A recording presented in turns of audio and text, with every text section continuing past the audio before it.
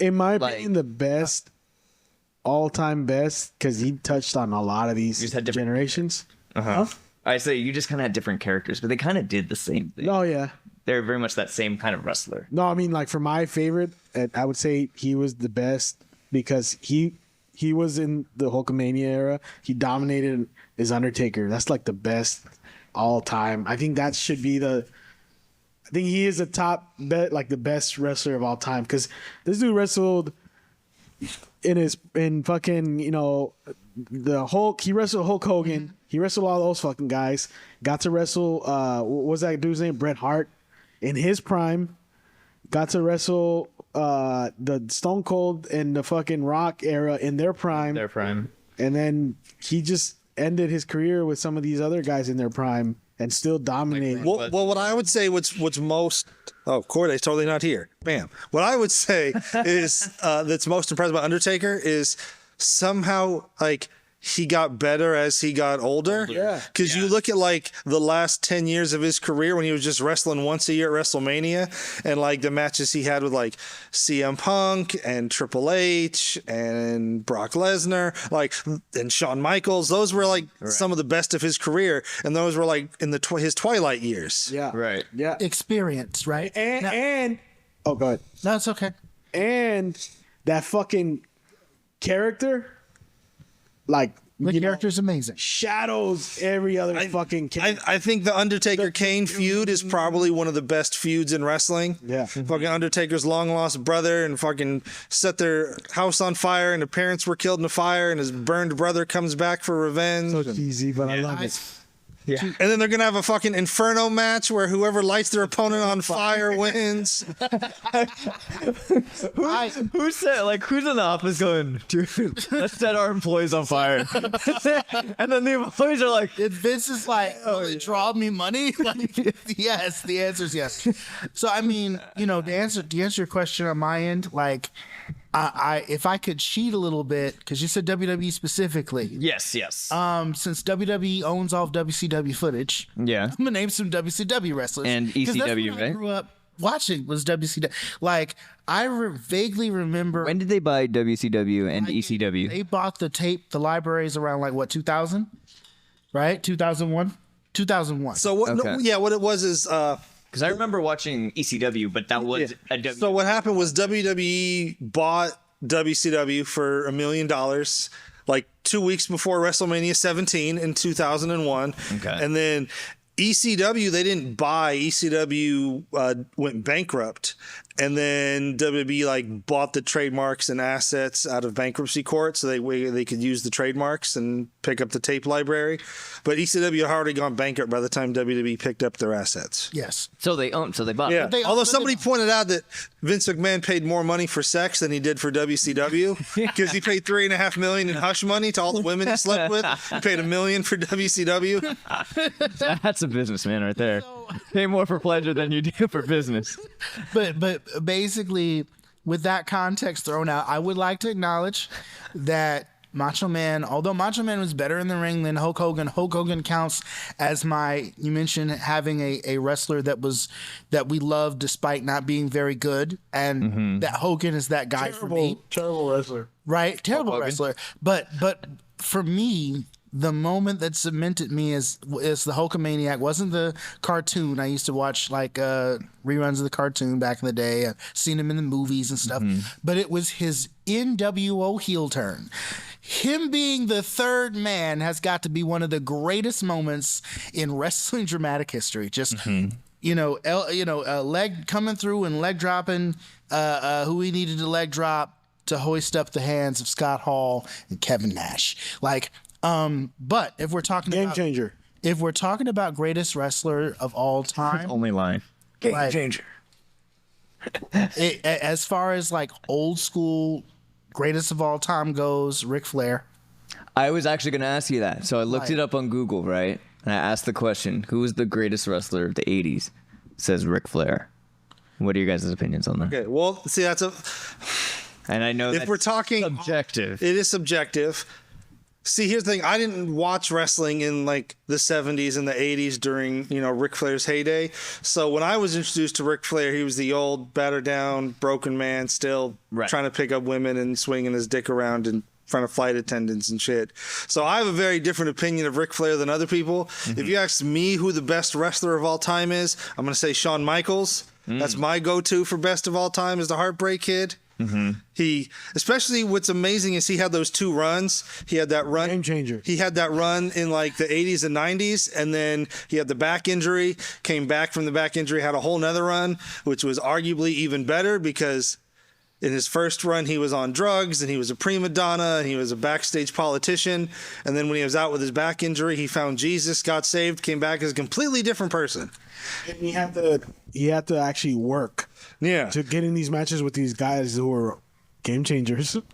Now, if I were to, No, I get it. if I were to name an actual WWE wrestler that I actually think is like one of my personal favorites out of that company, and ignoring WCW, because I could go on further. I could name you Dean Malenko, Rey Mysterio Jr., all those guys. Mm-hmm. But if I'm gonna dial it back to WWE, the one wrestler that WWE had when I first tuned in, because the reason I started watching WWE is because I moved from down south where I had cable. I was living in Arkansas, and I moved up here, and the grandparents I was living with up here didn't have cable, so the only thing that I could get was SmackDown on UPN. Right. And like the wrestling, I immediately noticed was different. Like there weren't any real submissions going on. There weren't any high flying. The moves were sort of toned down. Everybody was doing like 2 or 3 moves, and I was almost, if it weren't for the promos, I would have been bored. Mm-hmm. But when Kurt Angle comes on, and he's doing the grappling and the ankle lock and the slams and all that kind of, like the kind of matches that he was putting on was the kind of stuff that I grew up watching on WCW TV.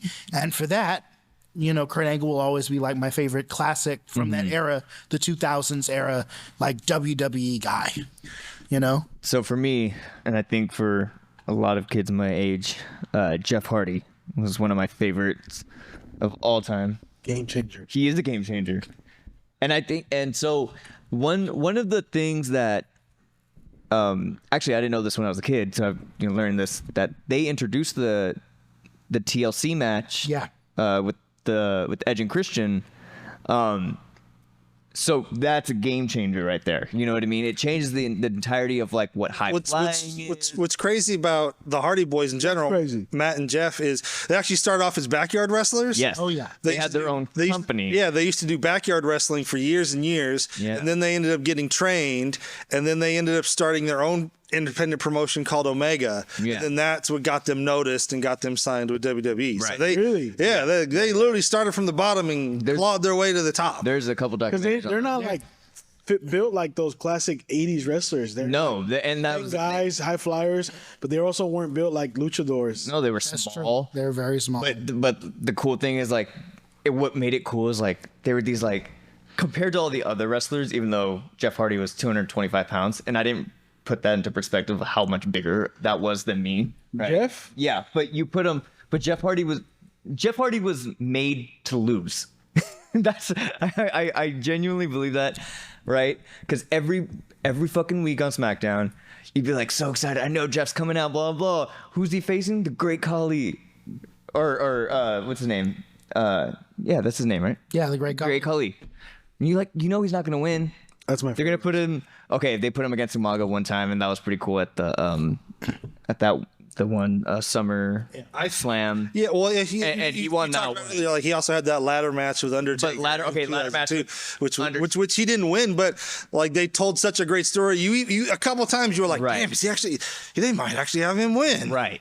And okay, so this is why I say that like the generation of watching Jeff Hardy and stuff might have been the greatest generation of wrestling, is because when you see those high flying moments, right, they're getting up on the top of the screen, fucking jumping down, flipping on Randy Orton on the bottom of the stage, right? That's fucking huge. People weren't doing that in the 80s and stuff like that. Well, obviously they could, and in different times too, structures and stuff like that, but they fucking did that. You know what I mean? They were doing those high flying moves. They were jumping off 20-foot ladders, falling into tables down on the concrete. On some level, I think Paul Heyman would beg the difference. Say ECW did a lot of that first. But That's true. Sure. Vince McMahon loved to mine those. The difference I think between like ECW and WWE is that ECW had more of the depth-defying stuff going on like day in, day out of their regular operations, whereas Vince would take these extreme ideas and go, well, we'll save it for the pay-per-view. Right. You know, we'll have these guys do it once every month Every or something. six months. Fucking show. You know, right. Whereas like Paul Heyman's like, so last week they were throwing cheese graters at you and you were using that in a match. What are we going to do this week? Set the tables on fire. Great. Yeah. Right. Bring that's just Well, Friday night. Right. But then what happens? You start running out of ideas. People have seen it before. You've thrown out everything you can. And it was better performances in WWE compared to like. Well, I mean, Depending on the era of ECW, like one thing I liked about WCW looking back is that they kind of presented it more as like a sport, whereas WWE presented it more as like a TV show that happens to feature wrestling. Like you watch like Eddie Guerrero and Rey Mysterio at Halloween Havoc, and that's one of the fucking greatest wrestling matches of all time. Yeah, that was WCW. Yep.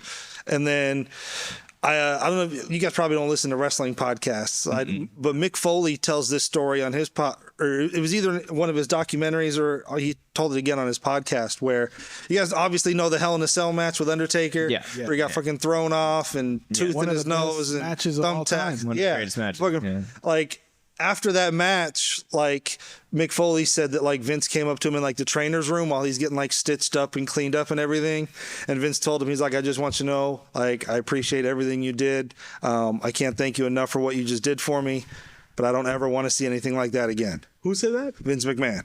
Wow. well, that's probably scary as fuck too. Oh yeah. Because like there's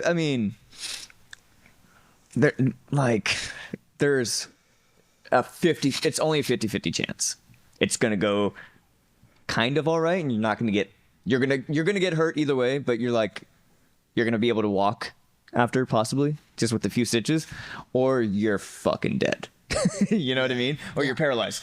There's only two ways that can go. Wasn't even Foley said that like when he did that first fall off the cage, like, you know, And he goes a couple inches to the left or the right, his head hits one of those monitors. You're done. Yeah, that's what I'm saying. So- And you have to do it in such a fast motion too, of like, we got to keep this real, like I didn't know Undertaker was gonna throw me or whatever it may be, right?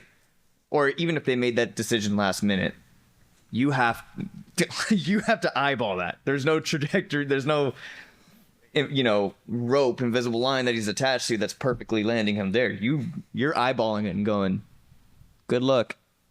You know what I mean? Yeah, that was one thing.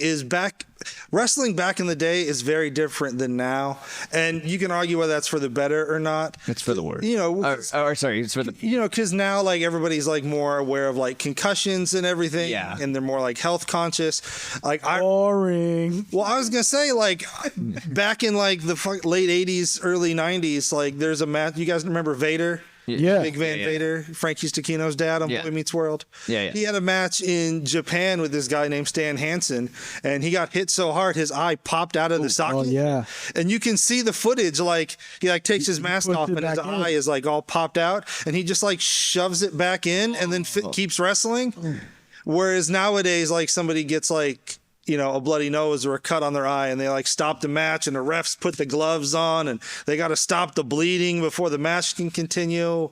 I've never seen that. Yeah, that I saw that. That's fucked up. My dad just recently put it on. He was like, "Oh, they're still airing SmackDown," because we've heard the news of like, oh, they had their own channel for a second, their whole own network. Yeah, they sold it again because like. They had their own network where they had like original content, and then their pay-per-views would go there. Yeah, and then Peacock offered them like $2 billion for everything, and they were like, okay.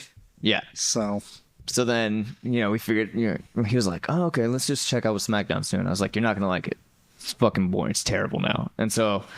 Of course, it's the worst fucking monologues I've ever heard in my life. And the microphone work sucks now, dude. Dude, they don't sound intimidating anymore. No. Everyone sounds like me and like I don't sound intimidating at all. Here's what I say, like, you know, when know we what I were mean? watching wrestling in the 90s, like, the Attitude Era, you got to remember every week we had like The Undertaker sacrificing somebody. You had Steve Austin driving a monster truck over The Rock's brand new Lincoln Continental. Right. You had Sable fucking taking her top off and she's got handprints on her tits. Like, it was a completely different era. Right. And so It was exciting. it was like, And there was no internet available to counter that shit either. So it's like now, Right, it's so if more you- technical now, where that's like, okay, they did that cool little. Well, you were able to get away with it more. Yeah, because that was during like the Jerry Springer era where you had Right. like South Park and Jerry Springer and like,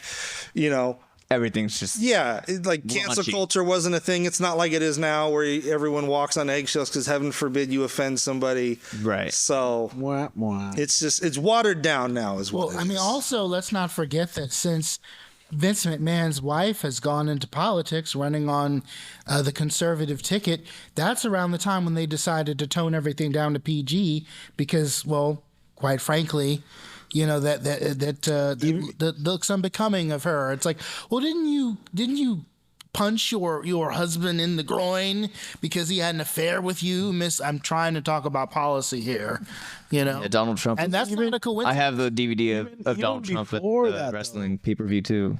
Even before that, the Chris Benoit thing changed the shit big time.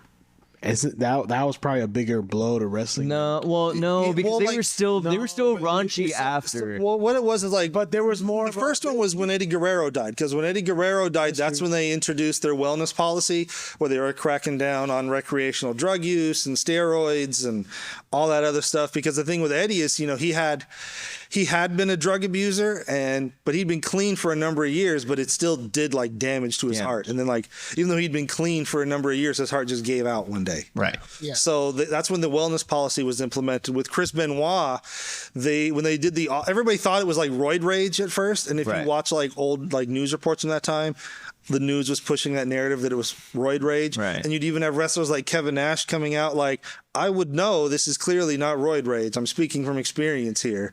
But when they did the autopsy on Chris Benoit, that's when we started discovering about like the damage that concussions have and CTE. And I think when they did the autopsy, the what's the autopsy person called? It's not a doctor. It's an No, autopsictrician or something. No. He's a Toxicologist? toxicologist. Is it coroner? I'm just gonna say coroner. Toxicologist. But like they basically said his brain had so much brain damage from Oh, yeah, repeated coroner. concussions that it resembled like an 80-year-old man with Alzheimer's. And wasn't it a wrestler actually that did a former wrestler? Well, it was Chris Nowinski. Yeah, he runs like a concussion foundation, and so then that was also a big change too. Is then like, okay, well let's tone it down. Let's not take as many risks, and you see that in football too, Right. Where the NFL, way more than. yeah. I mean, if Corday was here, he could elaborate. Right. But you know, in the NFL's also taking concussions more seriously because back in the day you would just walk that shit off. And they have more concussions in football. Can you believe the Voice Party has had merch this whole time and we neglected to tell anybody?